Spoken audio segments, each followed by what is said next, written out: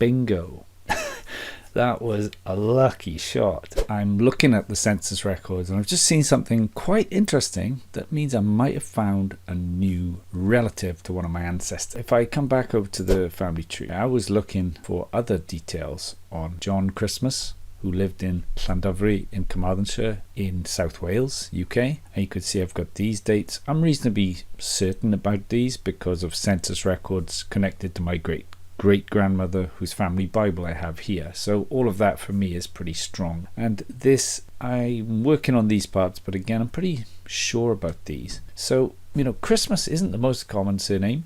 And I was actually looking at the 1841 census. Now if we see down here, just in the bottom right, you've got a John Christmas. And over the page then you've got the rest of his family. So including my great-great-grandmother. And so he's my 3 times great-grandfather. And if I just started flicking through, I was curious because I saw some names that might be relevant elsewhere. And I actually saw another Christmas family just down the road. And I know these streets, okay, so I can see these. It's the 1841 census, so the information is quite limited. But as you'll see here, there is a Reese Christmas, who is a similar age, and he's a gardener. And he's got a family, Margaret, that's a Jane rather than James, and Elizabeth and Anne. So he's got a wife and 3 children. And that would figure that he's of the same generation. If I zoom out, sad thing about this, the detail is so limited, it doesn't even say what their gender is, let alone anything else. But what I wanted to try, and I was going to capture this before I did it, I want to find my past. I've come over to John Christmas, and if I go back a step, let me just say, if I click on him, add relative,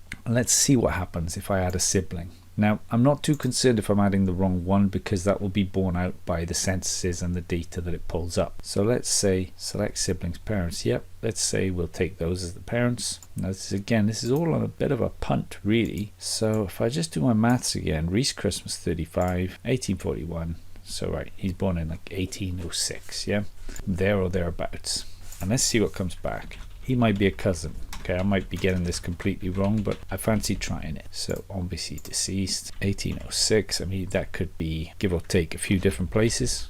Let's say Llandovery. Don't know any of these. Now this is the magic of these kind of websites. So it's added it immediately. Now where's he gone? Okay, maybe I just need to refresh to see this. Where has Reese Christmas gone? Okay, so if I click family view, hopefully that's gonna sort it out. Okay, now it's added him here as a brother. Let's see what comes. I want to get into the hints. This is interesting. He was born in 1806. I really want the earliest census records I can find. He's still going to be an adult at this point, and that was the one I was looking at, right? So let's see if his birth record matches what I think it will. Again, this is purely speculative. Now, Llanordda, Llandovery, a few miles apart, that's fine. And it could even be that they registered them up the road. Father Daniel Christmas, Mother Jane. Bingo.